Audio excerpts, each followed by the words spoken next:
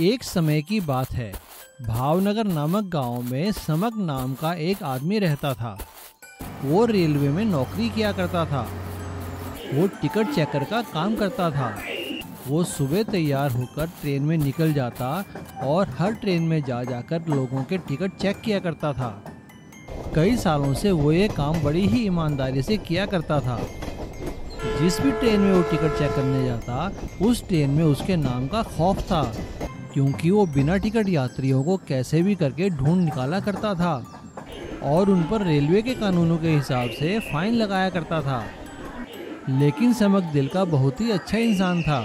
वो गरीब और मजबूरों के लिए अपने पैसों से टिकट खरीद कर दिया करता था। भावनगर के पड़ोस के चावनगर गांव में सुनील नाम का एक आदमी रहता था और वो हमेशा ही बिना टिकट ट्रेन में यात्रा किया करता था और अपने गांव के लोगों को बड़े ही शान से बताया करता था। अरे काका, पता है आज मैं भावनगर गया था, भावनगर, वो भी बिना टिकट, और देखो तो कोई भी मुझे पकड़ नहीं पाया। अरे सुनील, ध्यान से चला कर, तुझे पता है भावनगर से चावनगर में समक की ड्यूटी लगी है। वो जैसे भी करके बिना टिकट यात्रियों को पकड़ लेता है।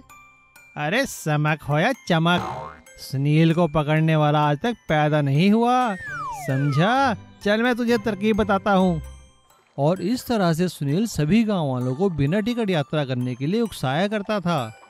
और चावनगर के लोग सुनील की तरकीबों के बारे में जानकर अब बिना टिकट यात्रा करने लगे। गांव के कुछ बुजुर्गों ने उन्हें समझाने की कोशिश की। भाई देखो बच्चों, बिना टिकट यात्रा करना गलत है। तुम लोग ऐसा मत किया करो, अगर पकड़े गए तो गांव का नाम बदनाम होगा। अरे काका, काहे का गांव का नाम बदनाम होगा? इतनी महंगाई है, अगर हम टिकट के पैसे बचा लेते हैं तो आपको क्या? चलो बैठ के हुक्का पियो चुपचाप। सुनील ऐसा कहकर गांव के लोगों को चुप कराया करता था। धीरे धीरे ये बात सभी लोगों में फैलने लगी और इस बात का पता जब समक को चला तो उसने ठान लिया कि वो जैसे भी करके बिना टिकट यात्रा करने वाले चावनगर के यात्रियों को पकड़कर ही रहेगा। एक दिन जब सुनील बिना टिकट यात्रा कर रहा था, तभी अचानक समक उसके डिब्बे में आ पहुंचा और उसने इशारा कर दिया और दूसरी तरफ से पुलिस वालों ने डिब्बे का रास्ता रोक लिया। सुनील ने अपने आप को फंसता देखकर वहां से भागने की कोशिश की और भागने की कोशिश में उसका पैर फिसला और रुकी हुई ट्रेन से वो बाहर जा गिरा। उसके सिर पर काफी चोट आई। समक उसे उठाकर हॉस्पिटल में लेकर गया और उसने वहां उसका इलाज खूब अच्छे से करवाया। लेकिन साथ ही उसने सुनील पर बहुत बड़ा फाइन भी लगाया। समक ने सुनील को समझाते हुए कहा, देखो बेटा, बिना टिकट यात्रा करना बहुत बड़ा अपराध है। आज भागने की कोशिश में तुम्हारी जान भी जा सकती थी। सुनील को सबक मिल चुका था और उसने अपनी जान बचाने के लिए भगवान का धन्यवाद किया और समक का भी, और फिर कभी बिना टिकट यात्रा ना करने की कसम खा ली। एक समय की बात है। एक गांव में महेंद्र नाम का एक लकड़हारा रहता था। वो बहुत ही ईमानदार और नेक था। उसका एक बेटा था सुशील। महेंद्र अपने बेटे सुशील से बहुत प्यार करता था और वो उसकी हर ख्वाहिश को पूरा करने की कोशिश करता था।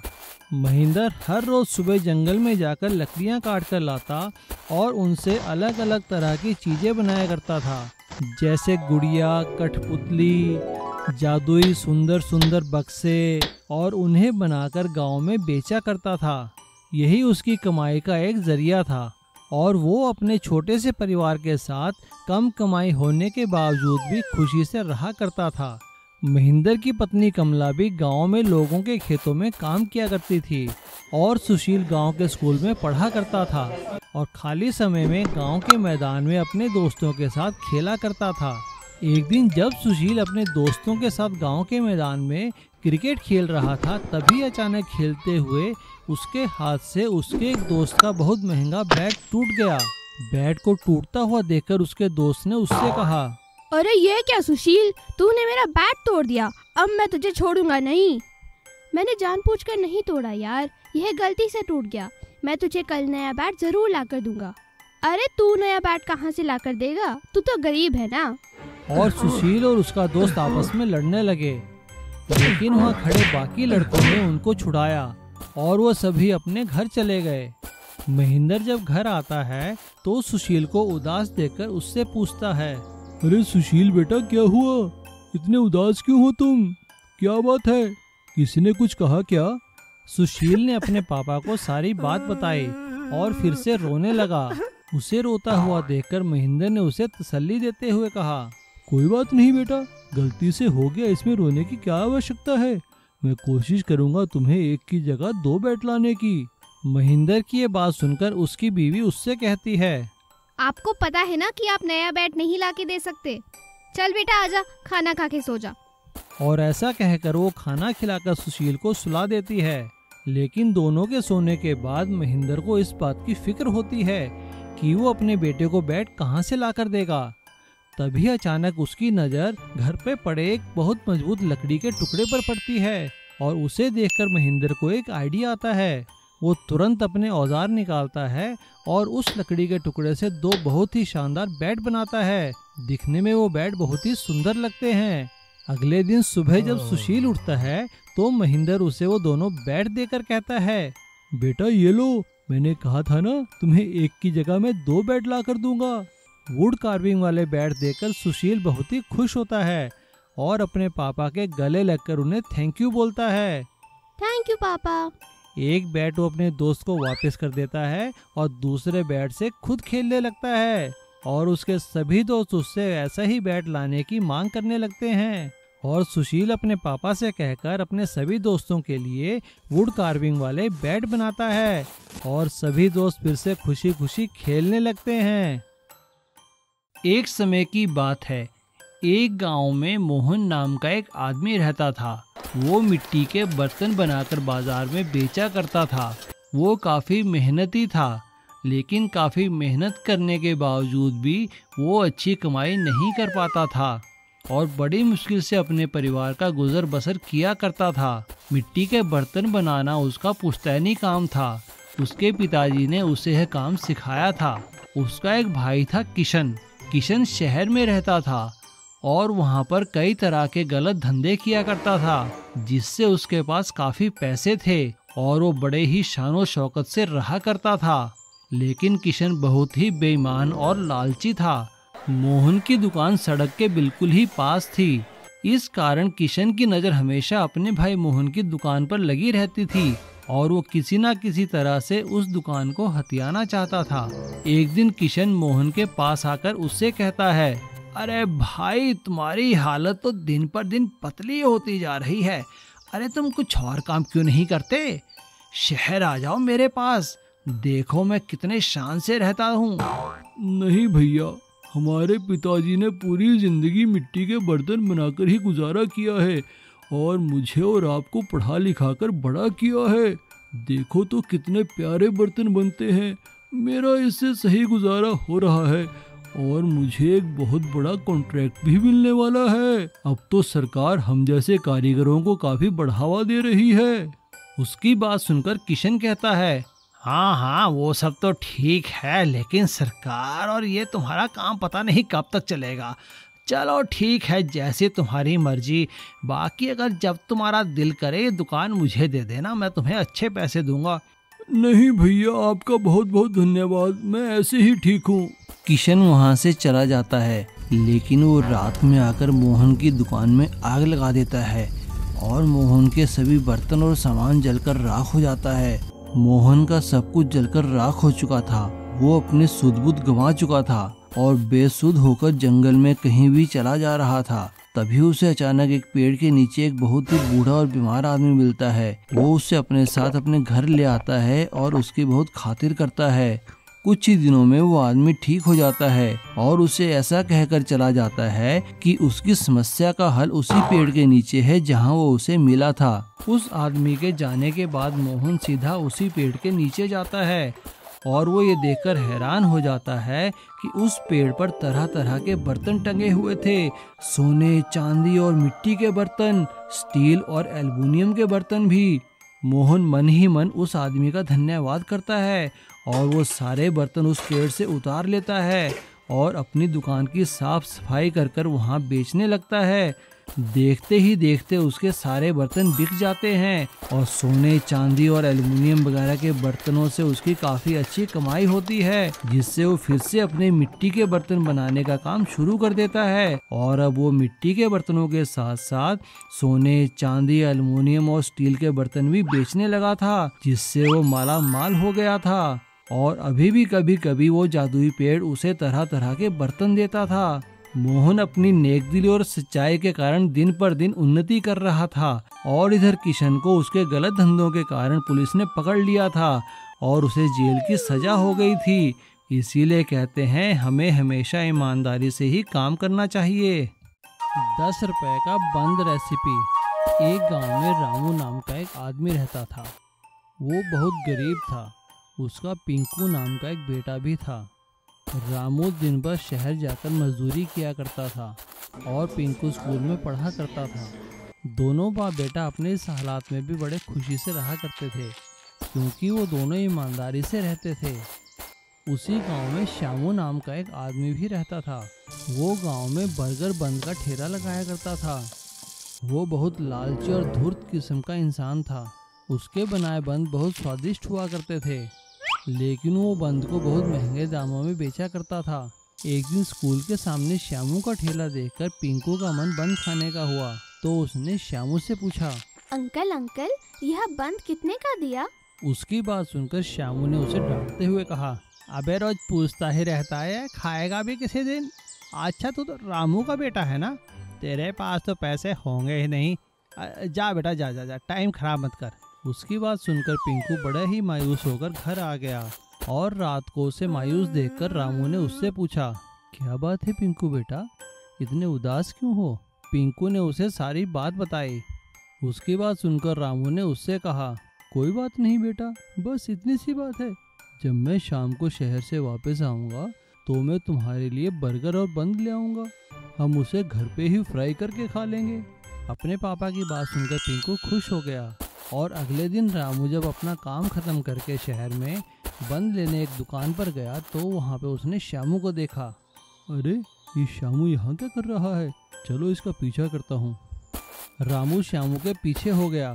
उसने देखा कि श्यामू ने एक बर्गर की बंद की दुकान से बहुत सारे बर्गर खरीदे और वो भी बिल्कुल सस्ते में। और उसके बाद श्यामू थोड़ी दूरी पर एक दुकान में गया और उसने वहाँ से केमिकल की एक शीशी खरीदी। दुकान वाले ने उससे पूछा, हाँ भाई श्यामू, कैसा चल रहा है तेरा धंधा? अरे सही चल रहा है दादाजी, ये तो बस आपके केमिकल का कमाल है कि 5 रुपए वाला बंद फुलाकर इतना बड़ा हो जाता है कि मैं 50 में बेचता हूँ। उन दोनों की बात सुनकर रामू समझ गया था कि श्यामू बच्चों को केमिकल वाला बंद खिला रहा है। रामू अपने बेटे पिंकू के लिए ढेर सारे बंद लेकर घर आ जाता है और उसे वो बड़े ही स्वादिष्ट बंद घर में बनाकर खिलाता है। बंद खाने के बाद पिंकू अपने पापा से कहता है, थैंक यू पापा, लेकिन यह बंद तो श्यामू चाचा के बंद से बहुत छोटे हैं। पिंकू की बात सुनकर रामू पिंकू को सारी बात बताता है। पापा की बात सुनकर पिंकू उनसे कहता है, पापा तब तो हमें श्यामू चाचा को सबक सिखाना चाहिए। आप चलिए मेरे साथ स्कूल, हम मास्टर जी को सारी बात बताते हैं। अगले दिन रामू पिंकू के साथ स्कूल जाकर स्कूल के हेडमास्टर जी को सारी बात बताता है। क्योंकि श्यामू का ठेला स्कूल के बाहर ही लगा करता था, तो इसीलिए हेडमास्टर साहब को बहुत गुस्सा आता है और वो जाकर हेल्थ डिपार्टमेंट और पुलिस को कंप्लेंट कर देते हैं। हेल्थ डिपार्टमेंट पुलिस के साथ मिलकर श्यामू के ठेले पर छापा मारते हैं और उन्हें वहाँ से ढेर सारे बर्गर और केमिकल मिलता है। वो श्यामू को जेल में बंद कर देते हैं। श्यामू के पकड़े जाने के बाद पिंकू अपने पापा से कहता है, पापा पापा, आप भी तो स्वादिष्ट बर्गर बंद बनाते हैं, क्यों ना हम बच्चों को भी ये खिलाएं, और हाँ, उनसे पैसे जरूर ले लेना। अपने बेटे पिंकू की बात मानकर रामू जब भी उसके पास काम नहीं होता था स्कूल के बाहर 10 रुपए का बर्गर बन बेचा करता था, और वो भी एकदम साफ सुथरा और बिना केमिकल की मिलावट के। एक गांव में किशनू नाम का एक मजदूर रहता था। वो बहुत ही मेहनती था। वो खासकर कुएं और सुरंग खोदने का काम किया करता था। वो कैसी भी जमीन पर कुआं और सुरंग खोद दिया करता था, जिनसे कि ताज़ा ताज़ा पानी निकला करता था। आसपास के गांव के लोग उसे कुएं साफ करने और सुरंगें खोदने के लिए बुलाया करते थे। एक दिन रतनपुर गांव के छगन सेठ ने उसे काम के लिए बुलाया। किश्नू उनके पास चला गया। नमस्ते सेठ जी, आपने काम के लिए बुलाया था, कहिए क्या काम है? किश्नू को देखकर छगन सेठ ने कहा, अच्छा तो तू है किश्नू भाई, सुना है तू बड़ी अच्छी अच्छी सुरंग खोद देता है। मेरे घर के बाहर एक पुराना कुआं है, उसे साफ करके वहाँ एक सुरंग खोदनी है बेटा, जिससे पानी आ जाए। हाँ हाँ सेठ जी, मैं खोद दूंगा, आप दिखाइए तो सही। छगन सेठ किश्नू को अपने खेतों के बाहर एक पुराने कुएं में ले जाता है। कुएं को देखकर किश्नू उससे कहता है, सेठ जी आप बेकार इस कुएं की सफाई करवा रहे हैं, यहाँ तो पानी वानी निकलने के कोई चांस नहीं है। अबे तुझे तो सफाई करने और सुरंग खोदने से मतलब है, पानी निकले या ना निकले। छगन सेठ के कहने पर किश्नू उस कुएं की सफाई कर देता है और वहाँ पर एक सुरंग खोदकर उसे बांस से अच्छी तरह ढक देता है। बांस से ढकने के बाद वो एक बांस की टनल बन जाती है और कुआं एक बांस के कमरे में बदल जाता है। काम पूरा होने के बाद छगन सेठ किश्नू को बहुत ही कम पैसे देता है और उसे डरा धमकाकर वहाँ से भगा देता है।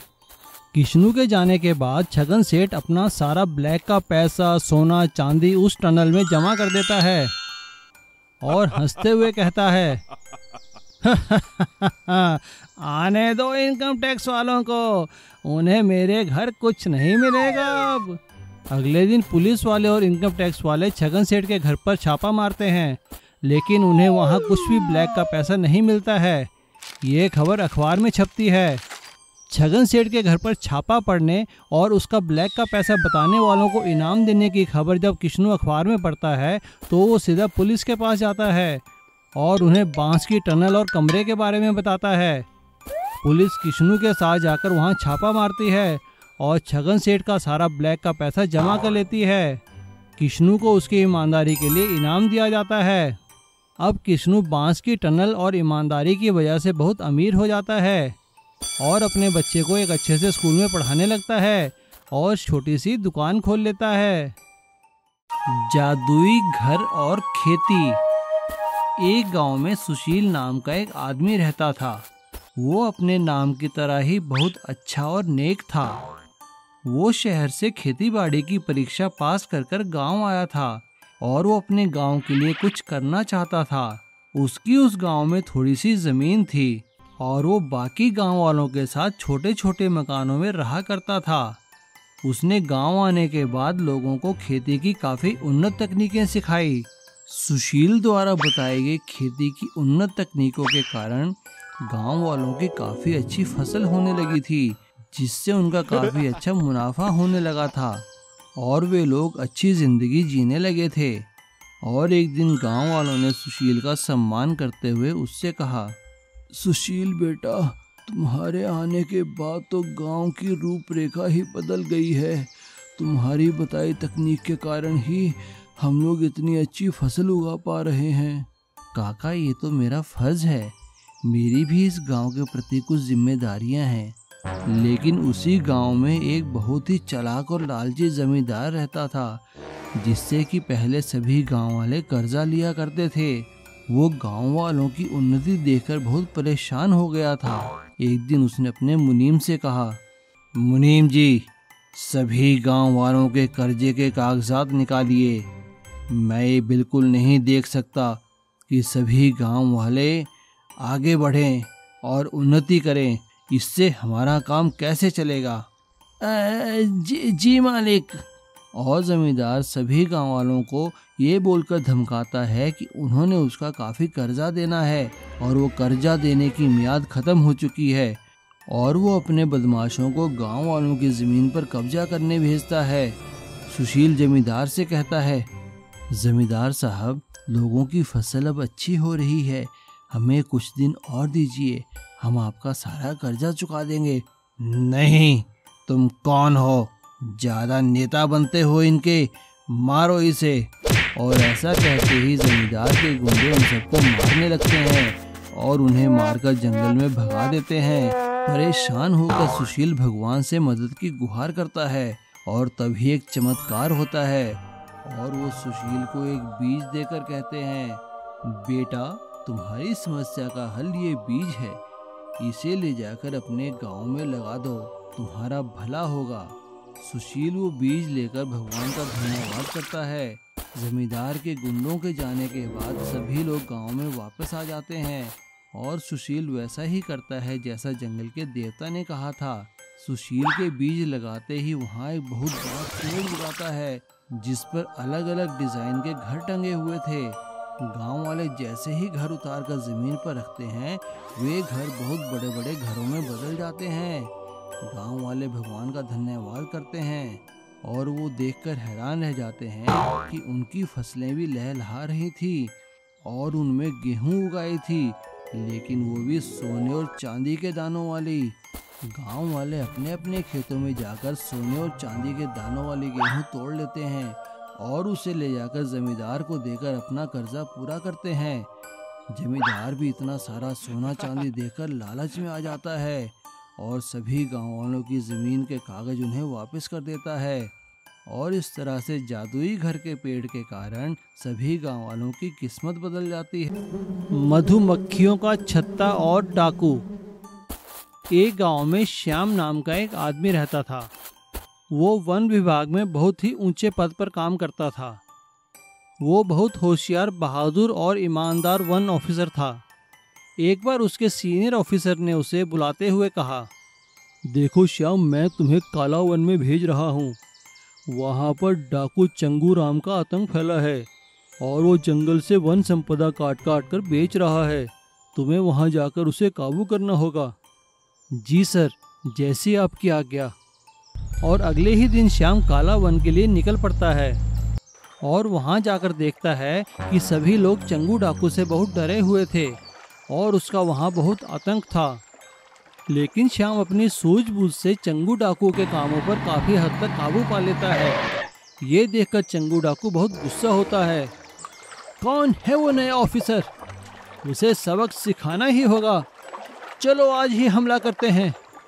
अरे नहीं सरदार, अभी तो वो अपने घर गया हुआ है, जब वापस आएगा तब देख लेंगे। ठीक है। श्याम अपने बीवी और बच्चे से मिलने अपने घर आया हुआ था। उसके बेटे चिंटू की स्कूल की छुट्टियां थी और वो भी श्याम के साथ जाने के लिए जिद करने लगा।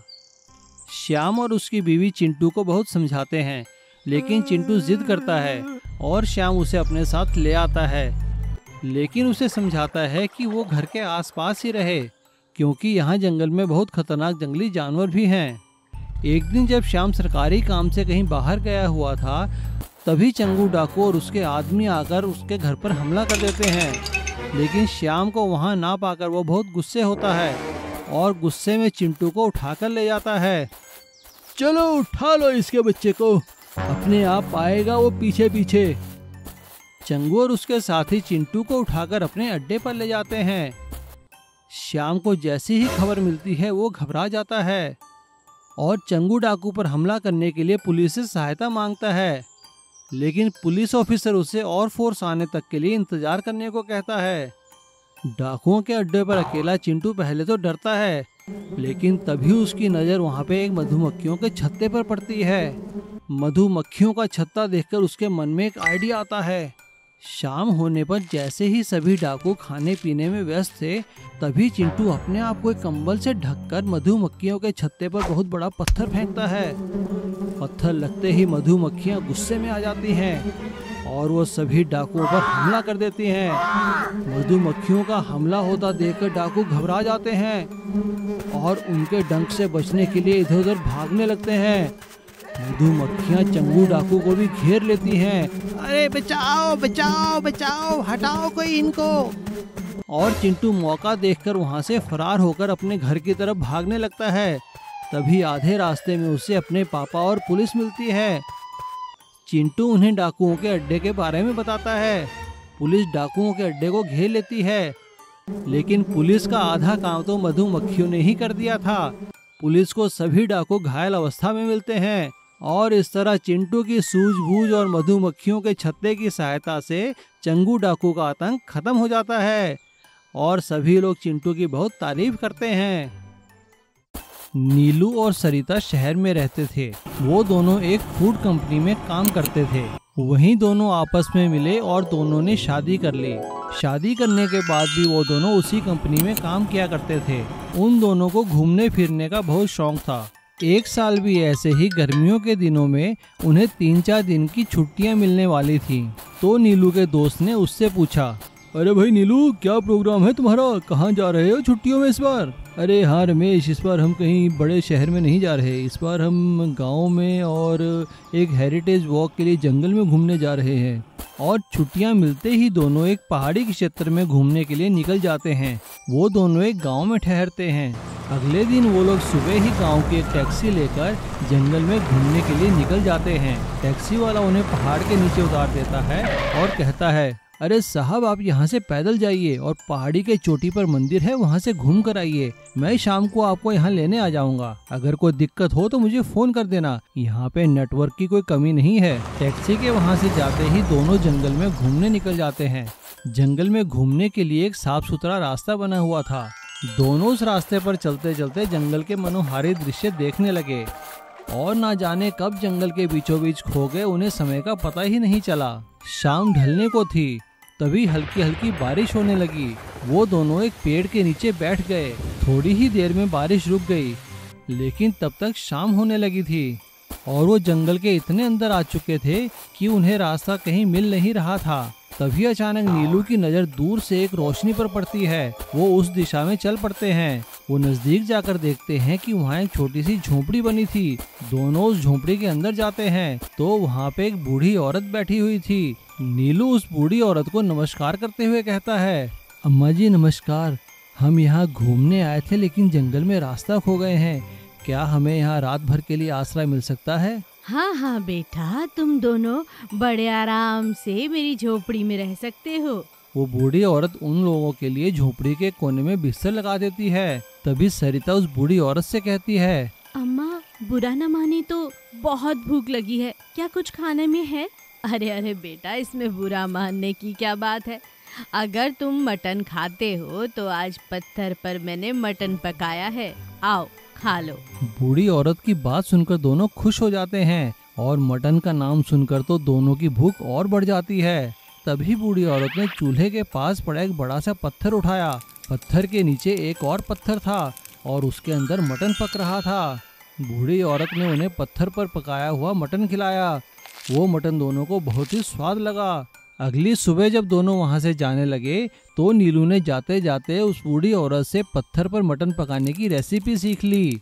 नीलू और सरिता ने पत्थर पर मटन पकाने की रेसिपी के बारे में अपनी फूड कंपनी को बताया और उनकी फूड कंपनी ने पत्थर पर मटन को अपनी रेसिपी में रखा, जिससे उनकी बिक्री और बढ़ गई और उस बिक्री में से कुछ हिस्सा नीलू और सरिता को भी मिलने लगा और पत्थर पर मटन पकाने की रेसिपी के कारण दोनों की अच्छी आमदनी होने लगी। और अब दोनों जब भी मौका मिलता उस जंगल में आकर उस बूढ़ी औरत को जरूर मिलते और उनसे पत्थर पर और स्वादिष्ट चीजें बनाने की रेसिपी सीखते। एक समय की बात है, एक गांव में नंदू नाम का एक आदमी रहता था। वो बहुत ही आलसी था। उसका इस दुनिया में कोई नहीं था। उसके माता पिता मरते समय उसके नाम काफी जमीन छोड़कर चले गए थे, लेकिन उसने कभी अपनी जमीन पर खेती नहीं की थी। वो तो बस अपने 1-2 नौकरों के साथ अय्याशी करता रहता था और जब पैसों की ज़रूरत होती थी तो थोड़ी सी ज़मीन बेच दिया करता था। उसकी इस आदत से उसका एक वफादार नौकर रामू बहुत परेशान था। एक दिन उसने नंदू से कहा, अरे नंदू बाबा, आप थोड़ा काम काज भी कर लिया कीजिए। अरे आप ना करो तो हमें ज़मीन पर काम करने दिया करो। ऐसे कब तक जमीन बेचकर गुजारा होगा? अरे काका मजे करो तुम, मेरे जीते जी तुम्हें काम करने की कोई जरूरत नहीं है। चलो जाओ, मेरे लिए खाने को कुछ अच्छा सा लेकर आओ। जैसी आपकी मर्जी बेटा। नंदू की एक खासियत थी, वो दिल का बहुत ही अच्छा था। एक दिन जब वो अपने घर के अंदर आराम कर रहा था तभी उसे बाहर कुछ आवाज़ सुनाई दी। बाहर एक भिखारी खाने के लिए कुछ मांग रहा था, लेकिन रामू काका उसे भगा रहे थे। अरे जाओ यहाँ से, यहाँ कुछ नहीं मिलेगा। लेकिन तभी नंदू ने आवाज़ सुनकर, अरे काका कौन है, बुला लो इसे, खिला दो रोटी।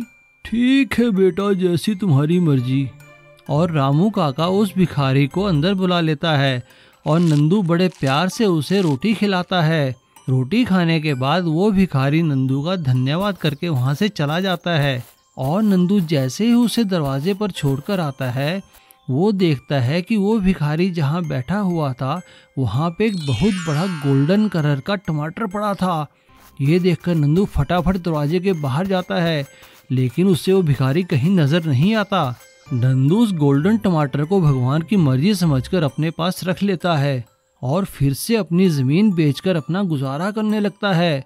धीरे धीरे करके उसकी सारी जमीन बिक जाती है। अब उसके पास बेचने के लिए कुछ भी नहीं था, लेकिन तभी अचानक उसकी नज़र उस टमाटर पर पड़ती है और वो उसे लेकर शहर में सुनार के पास जाता है। वो जैसे ही टमाटर बेचने के लिए सुनार के पास जाता है, तभी अचानक उससे 2-3 लड़के वहाँ आ जाते हैं और उससे काम मांगने लगते हैं। नंदू उनसे कहता है, अरे मैं तुम्हें कैसे काम दे सकता हूँ, मैं तो खुद बेच बेच कर गुजारा कर रहा हूँ। तभी उनमें से एक लड़का उससे कहता है, अरे भाई साहब ऐसी बात है तो आ जाओ ना, हमारे साथ भीख मांगने चलो। नंदू को उसकी ये बात बहुत चुभ जाती है और वो गोल्डन टमाटर सुनार को बेचता है, जिससे उसे काफ़ी सारे पैसे मिलते हैं और वो गांव में जाकर काफ़ी सारी ज़मीन खरीद लेता है और उन लड़कों को वहाँ पे काम पर लगा देता है और सभी लोग बड़ी मेहनत से उसकी ज़मीन पर काम करते हैं और ढेर सारे टमाटर उगाते हैं, जिन्हें बेचकर नंदू की काफ़ी अच्छी कमाई होती है और वो इससे और ज़मीन खरीदता है और खेती करता है। अब उसके पास ढेर सारी ज़मीन हो जाती है और ढेर सारे खेती के लिए नौकर भी। इस तरह एक भिखारी द्वारा दिए गए गोल्डन टमाटर से नंदू की किस्मत बदल जाती है और वो फिर से खुशहाली भरा जीवन जीने लगता है, ज़मीन बेचकर नहीं बल्कि ज़मीन पर फसल उगाकर, और वो भी टमाटर की।